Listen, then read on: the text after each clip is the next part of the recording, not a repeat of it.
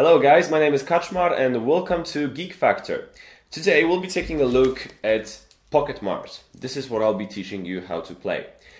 Pocket Mars is a game designed by Michał Jagodziński and is about to be published by Board and Dice.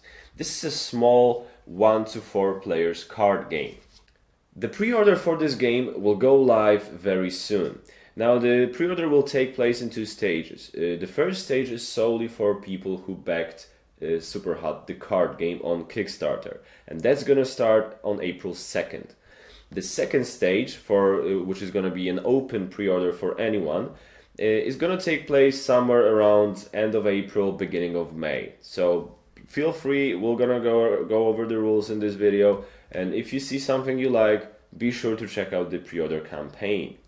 Now in this game, our goal will be to colonize Mars and to use the buildings that you place there the most effectively. But will you be better than your opponent? We'll see. Let me start by showing you how to set up the game. For the purposes of this instructional video, I will show you how to set up a 2-player game. Firstly, each player takes a ship card and places it in front of them. Then each player picks a color and takes 7 colonist markers in that color, place 1 colonist on your ship card, and keep the remaining ones nearby. Then each player takes 1 energy cube and places it on the number 1 spot here on this track. So this is precisely what you do. Then you take the 5 building cards and you set them up like that in any order you wish. Just make sure you leave some space below them so that you can add the cards here during the game. Now you shuffle the project cards deck and you hand each player 4 cards. Then every player takes those 4 cards and then he or she chooses which 2 of them to keep in their hand and then place the other 2 face down by their ship, and this will be known as your preparation module, or prep module as I'll be referring to it later on. You take the remaining project cards and you put it nearby. Make sure to leave some space nearby for a discard pile.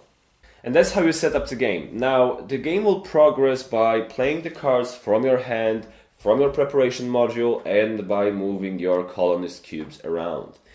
Before we get into the specifics, first let's get back to the table and let me tell you a few things about the cards themselves and about a few terms that might come in handy during the gameplay. Your ship card is where you will be keeping your colonists, because this cube represents a colonist. The nearby area where you keep your other colonists is known as simply as Earth. And during the game, cubes will move from Earth to your ship and then from your ship to the buildings. The ship card is also used to track your energy level using this cube and this track right here. The building cards represent various buildings on Mars. This is where you will be transferring your colonists to. Now, as you can see, this icon right here reminds you that this black construction building is a different building from the rest. You do not transport colonists here. I will remind you of that later on. Each building has a special ability that you will be able to play once you attach certain cards to it right below. Those cards will have to come from your preparation module. These are your project cards, and as you can imagine, this is like the main deck of the game. This is also the biggest deck of the whole game, and most of the actions you will take will require some of those cards in one form or another. As you can tell, there are 2 possible options on each card. Depending on where you play the card from, be it from your hand or your preparation module, you pick different action to take. Those values are used when you take those cards and you use them from your preparation module in order to attach them to one of the buildings. You will see how that works in just a minute. Now I think that's probably it as far as the basic information is concerned. Now you randomly pick a starting player. Then the game is played over a series of rounds. The number of rounds is indeterminate at this point because you play until certain conditions for endgame are met. Now a round consists of players taking turns, and on his or her turn, a player may take 1 action. Now, he can choose the 1 action from the following 5. The first action you can take is playing a card from your hand. When you choose to play a card from your hand, all you do is you simply resolve the top action indicated by this icon right here. You resolve the action and then you put the card in the discard pile. The second possible action is to play a card from your preparation module. Now listen, you will always have two cards here face down, but make sure to know that you can look through those cards at any time you wish. Just make sure you don't show them to your opponents. If you want to take this action, what you do is you pick one of the cards and then you attach it to one of the buildings. The building that matched the card by the color. If there already was a card underneath that particular building, you have to put yours on top of the one that was already there. Just make sure you can see the value of the previous card. If there wasn't a single card at the building, what you do is you simply put your card underneath the building. Now the first thing you do is you compare the values in the top corner of the card. If there was a card there and you placed your card on top of it, then you compare your value with the value of the card that you put your card on. If there wasn't a card, then you compare the value simply with the building. Now the first thing you do is you compare the values. If the value of the card that you played is higher than the value of the previously played card or higher than the value of the building, what you can do is you can take one colonist from your ship card and put it on the building. Make sure to put it on the left side of the building, the one marked by a single star. If the value is not higher, then you simply skip this step and you move to the next step. The next step is resolving the bottom action of the project card that you played. The third step, the final step, is you resolve the action of this particular building. In this case, you would gain one extra level of energy. Now those three things, placing a colonist on the building, resolving the bottom action from your card, resolving the action from the building, all those are resolved separately. Also, if you didn't match the required value to put the colonist here, you still resolve the other two actions, which means you resolve this bottom action and you still resolve this action from the building. Now I want to just stop for a second with this green building right here, because it says move one cube from the 1-star spot to the 2-star spot, or from the 2-star spot to the 1-star spot in the building of your choice. Because it was a little bit confusing for me, so I want to make sure it's clear for you. Because what this means is you can take your cube on any building and move it from the spot with the 1 star to the spot with the 2 stars. But you can also take one of your opponent's colonists or from any card and put it from the spot with the 2 stars onto the spot with the 1 star. So this is a nice way to mess with someone. Also, it is worth noting at this point that you can have as many cubes as you wish on this 1-star spot on any building, except for the black construction building, of course. But as far as the 2-star spot is concerned, these icons right here remind you that there is a limit. If this is a 2-player game like the one we just set up, then you can only have a single cube on this spot in this particular building. If you play with 3 or more players, then the limit is 2 cubes per building.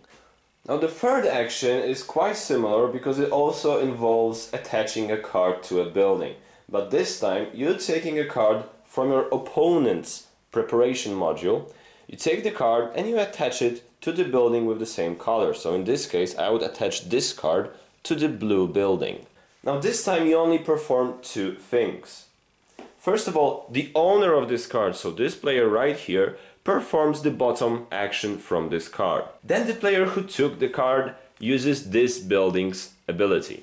The fourth possible action requires no cards to be played. It simply is moving one colonist from Earth onto your ship.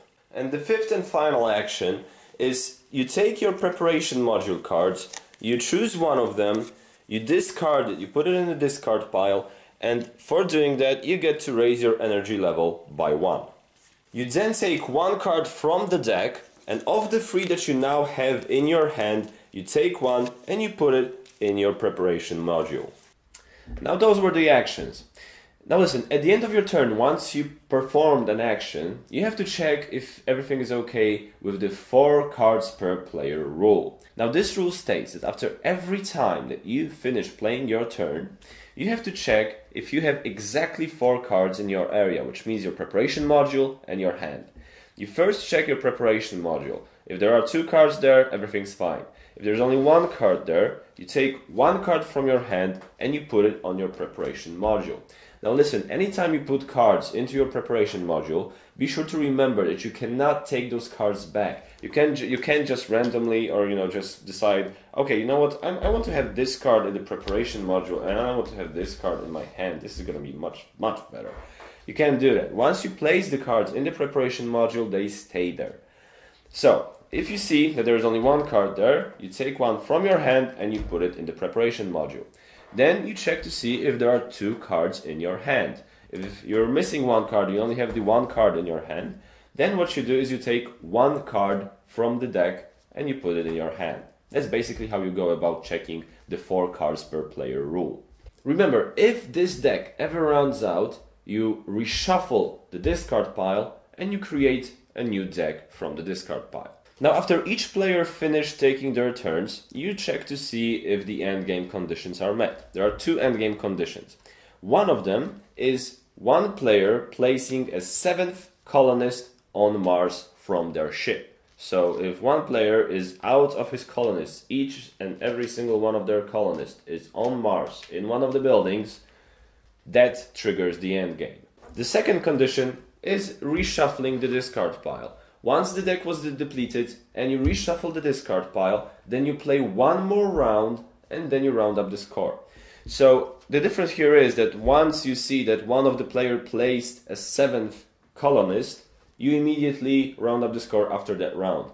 But if you see that the discard pile was reshuffled to form a new deck, then you play one more round and then you do the scoring. Now let's see where can you get your points from. First of all, each colonist on your ship gives you 1 victory point. Then you get 2 points for every colonist in a building on the area with the 1 star, and you get 4 points for every colonist on the area with 2 stars. Then the player with the higher energy level gets 1 point. If there is a tie, everyone who ties gets the 1 point. Then there are 2 cases that allow you to get extra points for the way you placed your colonists in the buildings. Obviously, I'm only talking about the buildings where you can place your colonist, so we're ignoring the construction building. Now, if you placed at least a single colonist in each of the 4 buildings, you get 2 points. If somehow you manage to put 4 colonists in a single building, you get extra 3 points. And that's it, the player with the highest score wins the game. If there is a tie, the title goes to the player who has the most colonists on Mars. If there is still a tie, the title goes to the player with the most colonists on the 2-star spots in each of the buildings. I want to make sure you know that when we were setting up the game, at the beginning, each player was dealt 4 cards randomly. Now there is an option in the rulebook to do it by using drafting. Now I'll let you learn about that on your own. Also, be sure to know that there is a solo variant in the works. Once the game is completed and on the market, the solo variant will obviously be there and you will be able to check it out. For now, the solo variant is still in the works, so I don't know how that plays, but I just want you to know that it will be there. And that's all you need to know to play Pocket Mars. If you have any questions, do not hesitate to put them in the comments below and I'll answer you as soon as I get a chance. If anything you saw here you enjoyed, please make sure to check out the pre-order campaign. Like I said, on April 2nd, the pre-order will go live, but only for those people who backed Superhot the card game on Kickstarter. But then somewhere around end of April, beginning of May, the pre-order will go live, open to public for anyone basically. So if what you saw here seemed like fun to you, make sure to check it out. I hope this video was helpful and definitely thank you for watching and hopefully I get to see you soon. Thank you and bye.